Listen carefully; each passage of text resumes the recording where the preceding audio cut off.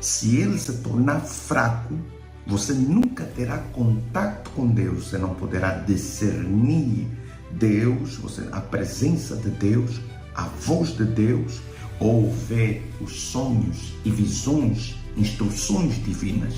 O teu espírito precisa ser forte para poder até resistir contra as astutas ciladas do diabo.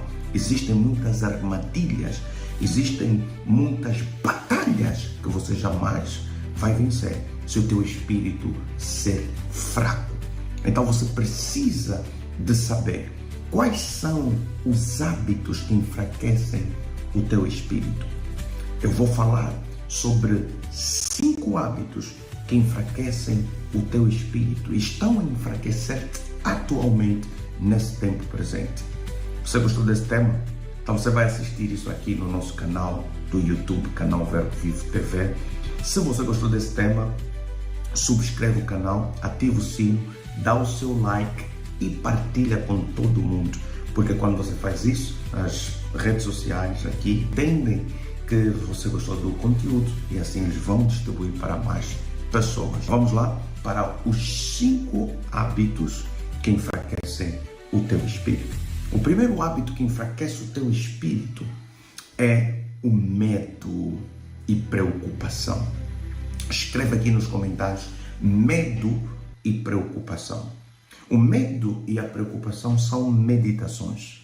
A meditação te conecta com aquilo que você medita. Então você precisa entender que isso é uma meditação maligna. O medo e a preocupação são meditações malignas. E tudo que você teme, você atrai. Se você tiver medo, você vai atrair aquilo que você tem medo. A palavra do Senhor diz assim: tudo o que eu temia me sobreveio. Então, a Bíblia está a falar sobre isso e você precisa prestar bastante atenção ao medo. O medo é uma força poderosa de Satanás, muito mais poderosa do que o próprio Satanás, porque o medo dá acesso, uma porta aberta para Satanás entrar na sua vida. O medo enfraquece, o medo desconecta você de Deus. O medo é também incredulidade. Então você precisa ser liberto do medo.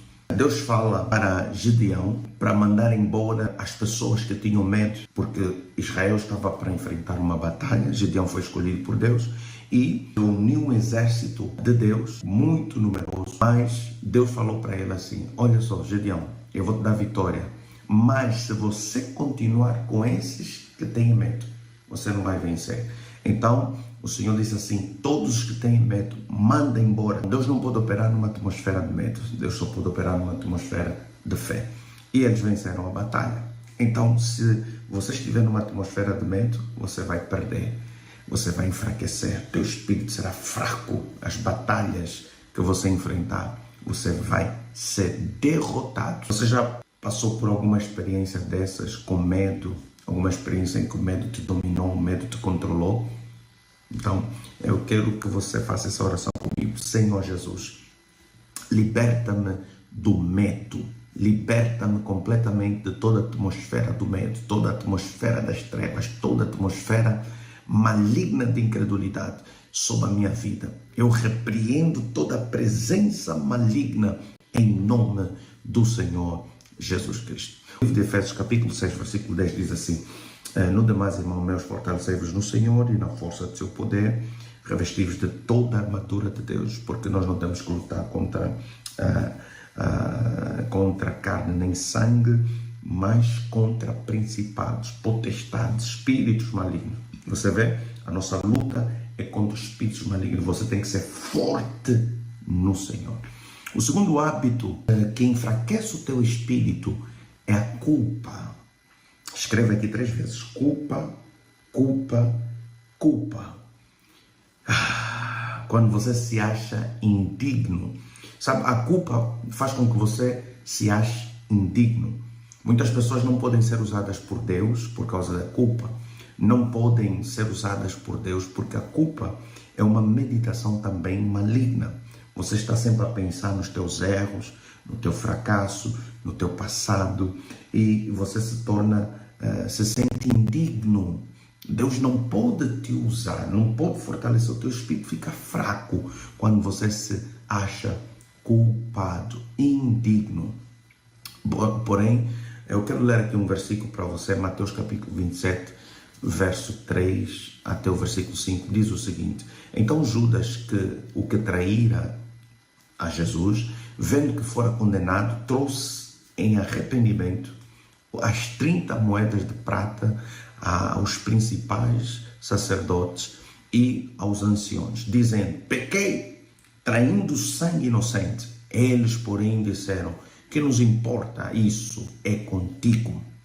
E ele, atirando para o templo as moedas de prata, retirou-se e foi enforcar-se. Veja só Judas. Judas se arrependeu. Exatamente o que a Bíblia diz para que você seja perdoado. Judas se arrependeu.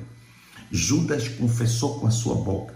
Judas devolveu. O arrependimento de Judas é muito maior do que a maioria dos arrependimentos que temos por aí. Tem gente que rouba e está a pedir perdão a Deus, mas não devolve, nem fala nada, apenas está a pedir perdão a Deus. Judas não. Judas, ele confessou arrependido, sentiu remorso, sentiu arrependimento e confessou o seu pecado. Devolveu o que ele tinha, restituiu o que ele tinha tomado. E ele falou com a sua própria boca. Só que o problema de Judas, Jesus o teria perdoado, com certeza. Mas o problema de Judas foi a culpa. A culpa fez com que ele se suicidasse. Veja só, a culpa é muito poderosa. Se você não se livrar da culpa, teu arrependimento não vai te trazer benefício nenhum. Teu arrependimento vai trazer suicídio. Você entendeu? Então, eu quero ler também aqui Filipenses capítulo 3, versículo 13 até o 15. Como é que você pode se curar da culpa? Irmãos, quanto a mim, não julgo que o haja alcançado, mas uma coisa eu faço, é que esquecendo-me das coisas que para trás ficam, eu avançando para as que estão adiante de mim. Prossigo para o alvo, para o prêmio da soberana vocação de Deus em Cristo Jesus. Por isso, todos quantos somos perfeitos, sintamos isto mesmo. E se sentis alguma coisa de outra maneira, também Deus vos revelará. Então veja só, Paulo está a dizer assim: esqueça das coisas que ficaram para trás. Prossiga para o prêmio da soberana vocação de Deus. O que significa, teus pecados, se você já se arrependeu, não aceita culpa. Você precisa tomar a autoridade. Existem espíritos de culpa que estão a enfraquecer o teu espírito, mesmo que você já se arrependeu. Então, livra-te da culpa. Livra-te desse sentimento de se sentir indigno. Ok? Ponto número 3, que enfraquece o teu espírito. Não treinar o seu discernimento espiritual. Você vai entender que discernimento não é só um dom, mas é um treinamento também. Então vou ler um versículo aqui para você, Hebreus capítulo 5, versículo 13 até o versículo 14. Diz assim: porque qualquer que ainda se alimenta de leite não está experimentado na palavra da justiça, porque é menino. Mas o mandamento sólido é para os perfeitos, os quais, em razão do costume, prática, têm os seus sentidos exercitados para discernir tanto o bem como o mal. Então, nós temos aqui o discernimento de espírito, discernimento espiritual, que é por um treinamento, uma prática, um exercício constante dos sentidos. Então, se você não treinar os teus sentidos espirituais, você vai ser fraco espiritualmente. Muitas pessoas não treinam os seus espíritos para o discernimento. Como é que você treina o teu espírito para o discernimento? Vamos chegar lá. Escreva aqui nos comentários. Como é que eu treino o meu espírito para discernimento? As pessoas que não são treinadas, elas são pessoas que, apesar de ouvirem a voz de Deus, elas não sabem que Deus está a falar com elas. A Bíblia fala lá no livro de Samuel. Você lembra o que aconteceu com Samuel? Samuel ouviu a voz de Deus no seu chamado. A Bíblia diz assim que Samuel ouviu uma voz chamando Samuel, Samuel. E ele pensou, confundiu com a voz de Eli, do sacerdote Eli. O sacerdote Eli, embora não ouvisse a voz de Deus, ele tinha capacidade de discernimento, ele tinha treinamento, entendeu? Então ele foi ter com Eli e Eli disse, não te chamei, mas na segunda vez ele disse assim, isso aqui é Deus, se você ouvir novamente, diga assim, eis-me aqui, Senhor, fala que o teu servo ouve. Então, Samuel não tinha o treinamento necessário, o seu espírito estava enfraquecido, mas quando ele recebeu o treinamento de Eli, ele pôde acessar a voz de Deus, ok? Aleluia! Você está a ser abençoado? Escreva aqui. Não se esqueça de partilhar, de dar o seu like, porque este vídeo está a abençoar a sua vida, também vai abençoar a vida de muitas pessoas. O quarto e o penúltimo ponto que enfraquece, a penúltima coisa que enfraquece o teu espírito é a falta de oração. Sem oração não tem como o teu espírito ser forte. A Bíblia diz assim, orai sem cessar, orai em todo o tempo. E como é que você ativa o teu espírito? O teu espírito, ele precisa de oração para se conectar à fonte. Está me entendendo? Então, quando você se conecta com a fonte, sem oração, o teu espírito não está completo. Mesmo que você tenha o conhecimento, o treinamento, se você não tiver a oração, você não vai ter a fonte da voz de Deus, a fonte da luz de Deus, a fonte do poder de Deus, que vem da conexão com a oração. Ok? Então, se você tiver uma oração, uma vida de oração forte, o teu espírito será forte. Mas se você não tiver vida de oração forte, o teu espírito será fraco. E você será fraco nas coisas de Deus. Deus não quer que você seja fraco. Deus quer que você seja forte no espírito. Então, livra-te desses maus hábitos que te enfraquecem espiritualmente. Última coisa que te enfraquece o teu espírito é a falta de meditação na palavra de Deus. A Bíblia diz assim para Josué, capítulo 1, versículo 5 em diante, Josué, não temas, como eu fui com Moisés, também serei contigo.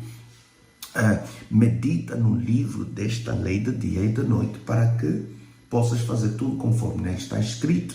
Então farás prosperar o teu caminho e serás bem-sucedido em tudo que empreendes. Então, meditação na palavra de Deus é extremamente importante. A meditação na palavra de Deus é algo que as pessoas ainda não compreenderam. Muita gente pensa que meditar na palavra de Deus é apenas ler a Bíblia. Não é só ler a Bíblia. Meditar na palavra de Deus é uma viagem dentro da palavra de Deus, é a sua mente estar focada nesse pensamento, nessa palavra, você estar dentro dela e você ficar preso nas fronteiras dessa palavra. Muita gente não consegue fazer isso. É um exercício sobrenatural que pode te dar habilidades sobrenaturais. Como você, por exemplo, pode meditar no nome de Deus. Deus tem vários títulos, vários nomes, Deus tem várias virtudes, atributos de Deus que são designados no nome. Então, temos Jeová Jireh, temos Jeová Nissi, temos Jeová Shammah, temos Elohim, temos o nome Adonai, nós temos vários nomes e qualidades de Deus que você pode meditar. Você pode meditar. Jeová Jireh, o Senhor provedor. Você está a meditar na provisão de Deus. Você está Jeová Nissi. Você está a meditar que o Senhor, Ele é aquele que te protege, a tua bandeira. O Senhor é aquele que te dá território, autoridade, o Deus que te cura. Então, ao meditar nos nomes de Deus, você pode acessar a natureza de Deus. Isso é extremamente importante. Meditação é isso, e ficar preso nisso. Por exemplo, você vai meditar em Isaías capítulo 53, versículo 4, versículo 4 em diante, versículo 5 em diante. Certamente Ele levou sobre si as nossas enfermidades e as nossas dores carregou sobre si, e nós o reputamos por ferido e aflito de Deus, mas Ele foi traspassado por causa das nossas transgressões e moído por causa da nossa iniquidade. O castigo que me traz a paz estava sobre Ele, e pelas suas pisaduras eu fui sarado. Então, mesmo esse versículo é uma meditação. Porque Isaías está a ter uma visão de Cristo a caminhar para a cruz, do sofrimento que ele estava a carregar. Então, o que eu vou fazer na minha meditação dentro desse versículo? Se Jesus, através do seu sofrimento, ele morreu, então eu vou começar a visualizar a Jesus a ser chicoteado, os chicotes nas costas de Jesus. Eu vou visualizar Jesus a carregar a cruz, a cair com a cruz pesada, a levantar, a cair novamente, a levantar, a ir até a cruz. Vou visualizar Jesus a ser pregado. Pum, pum, pum. Vou visualizar Jesus na cruz a dizer assim: está consumado, está consumado, está consumado. Quando Jesus está a dizer está consumado, quer dizer que o meu pecado acabou, a minha maldição acabou, eu estou curado por causa das suas pisaduras. Você está percebendo? Meditação é isso. Então, e isso vai trazer cura para a sua alma e cura para a sua mente. Você vai se tornar forte no Espírito. Eu quero orar por você agora. Eu declaro a mão de Deus sobre a tua vida, sobre a tua casa, sobre a tua família, sobre tudo que tem a ver com você. Declaro a mão de Deus, o poder do Espírito Santo, o poder da ressurreição de Cristo Jesus. Que a glória de Deus venha sobre você, venha sobre a tua causa. Escreva aqui no